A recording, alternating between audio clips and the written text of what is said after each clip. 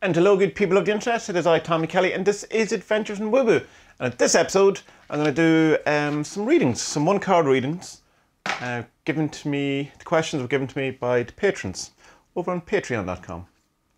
So I hope you're all well. I'm trying a new angle to see if it's any more interesting than the other ones, and I'm sitting down for change. Usually I stand up when I'm doing these videos, but I thought I'd sit down, but this chair is quite noisy. As you can tell from the Tasta podcasts, anytime I move, you can hear a squeak. So, just start by shuffling these cards and two come out. So, let us see. The Moon and the Hilo. They're nice cards to get. So, Anonymous asks, what would help my magical development the most right now? And it is the Devil. So, O Diablo, as it is in the Portuguese. So the thing that's going to help your magical development right now is have a look at the things that are your limiting beliefs, the stuff within you. It's essentially the answer is shadow work. Your kind of stuff that's within you that you're either not acknowledging, that you are not working on, that in some way has been a belief that you've got from someone else. Some way you, yourself, personally, are holding yourself back rather than it being external situations or people or circumstances that is the thing that's holding you back. So it's not a lack of information being available, it's that you aren't utilising the information. For example, the thing with shadow work though is that it's hard to do. No one really wants to do it because you have to look at yourself and realise that you're not the perfect being that you kind of hope you are. And there's also then the opposite kind of that is that you don't, it's not to beat yourself up about it either. It's not to kind of demand that you're a terrible person and that you need to be, I don't know, chastised or beaten down. Like, don't be guilty about it either. It's like kind of that kind of middle ground kind of thing. So have a look around and see what kind of limited beliefs or things are holding you back. Have you some kind of thoughts in the background that you don't deserve magical success, that you don't deserve success in general? Are you holding yourself back through laziness or not putting the work in? Or are you stopping believing in these old things because there's voices at the back of your mind that maybe your mother, your father, your uncle, your sister, your brother, your auntie Matilda, that they didn't believe in it or they wouldn't like it or they have some sort of thing with it or whatever it is. So have a look at that which is around you. Have a look at that's within you that you may be projecting and that you need to work on, and some of your kind of alcoholic tendencies that you could try to work on and figure out. So yeah, another anonymous one. What can be done to repair the relationship between me and my ex? There's a wee presupposition in that, which I feel is possibly unfair. Not unfair, but probably not a good way to state the question, in that you're kind of have decided already that there is a way to do it, which may not be the case, as we all know in relationships. It just mightn't be fixable. And a card jumped out at me, so I'm going to go with that. The media. So, what needs to be done to repair the relationship? You need to work on your public relations, on how people see you. And I suppose in the sense of it being the relationship, it's more than just how your ex sees you. While it could point just directly to how your ex sees you, but I say it could be a wider kind of gamut than that. So you have to work on how you're seen by others, the things that possibly... So, I mean, it's a kind of an implication, I suppose, with the media, that it's not just that you have to work on these things and become a better person, or the thing that you have to be... it's that you just have to be seen to be a better person, or that you have to be acknowledged is probably the best thing, as the work you have done. So say it is a case, and I don't know your situation, obviously, that your ex left you or there was trouble in a relationship because you were very possessive or jealous or whatever it is. And you go, well, that's not fair, I'm not like that anymore, and there's not an acceptance of that by the ex, then you'll have to work in some way of showing the changes that you have made, or that you're a different person or whatever. And have it seen, possibly it could be alluding then to that maybe some of it is to do with the fact that it's the people around your ex don't like you and you have to get on with them better. So it could be an influence of, I don't know your situation, but say his mother or her mother doesn't like you. So we might have to get into her better books in order for the greater relationship to work, and that it's more going by this card immediately, it would be seeing that you were probably seen in some sort of bad light, or you need to work on how you were seen by the people and your ex. People surrounding your ex and your ex. So, hope that helps. With my caveat that it mightn't be fixable, because sometimes I have issues with exes and readings about exes and magic and all that, as you may know from previous podcasts and stuff. So, Sue, what will the remainder of 2020 hold for me? This is a good question, isn't it? What will it hold for any of us? It seems month by month as if it's leveling up. I hear we have debt hornets coming for us next. So anyway, what's next for Sue? The Explorer. Oh, that's a very, very good one to get for the future of the rest of the year. So going into new territory, finding out new things, and going into areas that you wouldn't normally have been before. Expansion and expanding your horizons and you know, uncharted territory. So something good. Like, I mean, it's the Explorer is seen as a good way.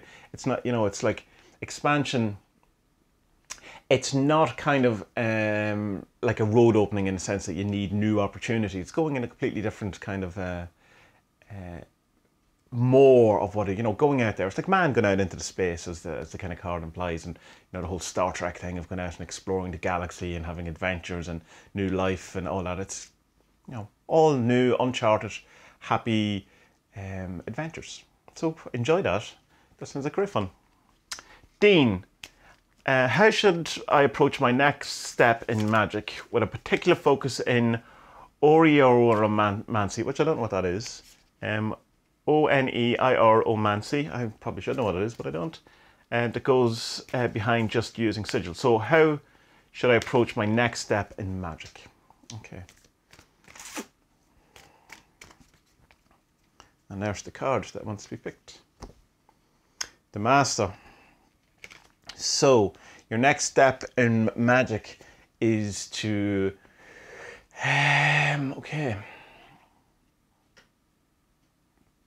is to put yourself at the center of the universe, is to see yourself as the completed being, as the master of whatever it is that you're trying to do, in a sense to know that at some point in the future, you've already completed it, and to kind of attack this situation from that kind of point of view. But it's also about working on yourself as a person to fulfill your possibility, your potentiality and all this, that you have great potentiality in it, and to kind of live up to that. And to put the work in, and you know, it's like part of the, like, I don't like the word, but it's a good kind of thing of the ascension towards whatever it is that you're ultimately to be.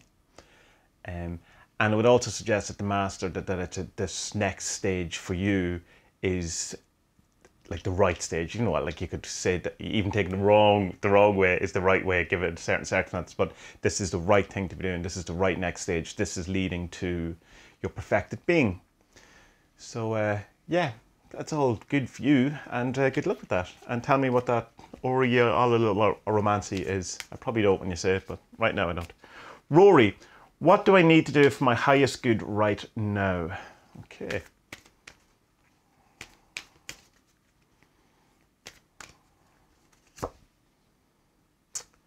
The Conductor. So you need to take control of your own life. You need to decide what it is you want and then make it happen, rather than allow circumstance or people or whatever it is that's going on around you to dictate what your life is. So it's you taking the reins, it's you weaving your own music, it's you're in charge of the orchestra, which is life, and you're making your own music or directing your own music or whatever it is. So you have to decide, what's your exact question? Your highest good. So your highest good is what you decide is your highest good, and go with it with all your might and all your ability, and you know, take control of your life. Rather than allowing life to come to you, you have to take it. So, Dylan, where can I find a mentor or a group that can help me expand my practice? I'm not a group person, I have to say. Any kind of orders I joined, or any kind of groups I joined, didn't really work for me. It left a lot to be desired. That's not true for everyone. Some people have great kind of experiences with it. So, the Balancer. So, let me see, in relation to your question, where will you find it? You will find a group within balance. I suppose it's that whole idea that if you're doing group work and solo work and stuff like that, that until you get to the group, until it arrives on the scene, that you still have to continue doing what you're doing, and then it'll try to be more of a balance rather than just kind of thinking or needing that you need this group in order to get to where you want to be. That there still has to be a balance between all of these things. That doesn't feel fully satisfactory though, as an answer. I'll take one more card. The Carnal. And the Carnal would suggest you should join the OTO, I suppose, but maybe not. Something to do around feeling better about yourself physically, or maybe getting out there. That is there some? I'm not sure. Like, is there some kind of thing holding you back, that's stopping you because of a confidence issue? Or something around that kind of vein, getting a balance in between those two things. Very hazy in these, I don't really know. Possibly the answer could be right now there isn't, and you should just work on these other things, getting your life in balance and becoming more confident as a person, particularly around your appearance or your health or your physicality. Sorry, I can't be more help than that. So, Abraxas, what should I be focused on most right now? Always a good question, Abraxas. Here we go. The messenger. So you'd be focusing on receiving that message, or getting that message, or getting this information. Something has been trying, you know, that whole thing of something is trying to tell you something, or there's some sort of information available to you now that you just have to listen to and accept. And there's all kind of, sometimes I always feel that with the message, there's a kind of a notion of unacceptance by the listener, but it mightn't be the case. It might just be that you're just not able to hear it for whatever reason, or you have to, just haven't got round to it. It's like that book on the shelf. You go, oh, I know I'm going to love that. Just must make some time for it. So it's not kind of that you're avoiding it, or you're, you know, it's just you're busy with other stuff. It's the whole John Lennon thing. It's life, it's what happens when you're busy making other plans. And yes, just get round to something, and allow that information, or there's some kind of communication that you have to have a greater allowance around, or acceptance of, or getting time for. You possibly will know what that is. And if you don't, you know, just allow it to appear. So, George, I like, right, one question. What do I need for my highest good right now? Again, it is a good question, so why not ask it for George too? So what does George need to do? What do I need for my highest good? So what do you need right now for your highest good? Here we go. The Librarian. There's an interesting thing, because that came up in my reading I did for myself recently, and someone, I can't remember, I should always remember these names, pointed out to me that the librarian not only is access to information, but it also is this kind of idea that they catalogue and sort out information, which is something I never really thought about the librarian, which is, you know, it seems completely, that's right and on the money, that it's not just having this kind of load of knowledge available, there's all this information, but there's a kind of an order that's been put onto it. So it's kind of sorting things out. So we can have all of this kind of magic thought and all of these books, and we can have all these ideas, or whatever it is, art talk or business, whatever is, I assume it's magic possibly in this situation.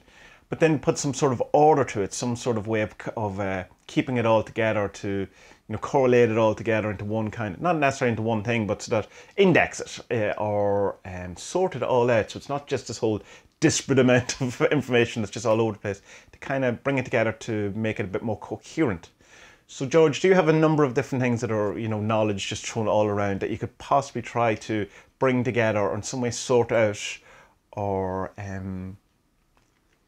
you know, bring a bit of order to, rather than it being kind of general chaos of information, which, you know, we're all likely to have, given the kind of nature of, you know, the kind of occult study or magic study or whatever. But so have a look at that. Is that something you can work on? Because it feels what it could be. Or is there some information you're missing that you need? Is there some sort of study you could be doing? Or is there something to do with information gathering and sorting? And finally, Sepherion. Pronounce his name by pronouncing it wrongly. What should I be aware of that is hidden from me? This again has a presupposition that there is something hidden from you, which I assume there's something hidden from all of us. But mightn't be. Maybe you know all things. Maybe all things are very clear to you, or very open. Maybe you have a life that is just completely lacking in shadows. I would doubt it, and if you do, tell us your secret. Oh, here we go. The Librarian is coming out for you again, which is interesting, but I want to do another card, which would suggest information is hidden from you. That there's some form of knowledge acquisition that you're either not looking at for whatever reason, or as yet isn't. Like, it's that if you, again, take an example, there's a book on the shelf that you have and you go, oh, that's interesting, but it's just not resonating with you, or you believe it's not resonating with you, that you haven't looked at it, go, I think I know what that is, or that wouldn't be for me, and that is for you. So it's probably some sort of book or idea that you're familiar with, but have disowned, which would, not disowned, but have kind of neglected. But again, that would come up more, I suppose, but if you got something like The Messenger. So we'll take another card and see what comes up. So, the Gatekeeper. That's interesting, because there are two cards I got in my last reading too. So, have a look at my last reading and see. I was just checking to make sure that the next card wasn't the same. Have a look at mine and see if any of that kind of resonates with you. This idea that some sort of informational thing is key to unlocking the next stage or something that I was talking about in my last thing. The next card, incidentally, if you want to know, is the Depleted, and that'll be up to you whether or not that is relevant to you. That information gatekeeping leading to some sort of burnout might be a thing, or if it's not related to you, just the first thing of this idea that something is hidden, some sort of information, and once you know it, it'll open something up for you with a small kind of acknowledgement that they may or may not, depending on what way you want to take it, have some sort of depletion element. Of course, depletion is not always a negative thing. It's just the card kind of has that kind of stark, bleak kind of look. Depletion of depression would be a wonderful thing, or depletion of debt would be a wonderful thing, or depletion of sickness would be a wonderful thing. So, taking three cards, it would say that some sort of information is hidden from you that you must look at. When you find out what that is, it'll be the key to something ending or reducing massively, or becoming not as big a factor as it was in your life. So, good people of the internet, I hope they were interesting for you, and we'll try and do some more of these, maybe once every fortnight or something like that, maybe more, we'll see. It'll probably be done through Patreon, because I like to reward the patrons, because they're wonderful people who send me money for just, the kindness and goodness of their hearts. But I also sometimes do them through Discord and through the 47's Facebook group, so you should check them out. And apart from even just the whole thing of doing readings for people out there, they're lovely groups and full of really nice people, and I think you would have a good time. Particularly the Discord one, if you're not too gone on 47's, you might want to join a 47's actual Facebook group, because that's 47's, but the Discord is more just magic, art, creativity kind of base, so it's a bit more open if you have a more general interest than just the 47's. So, good people of the internet, until our next adventure, may your best days be ahead, and be well. Noisy Joe.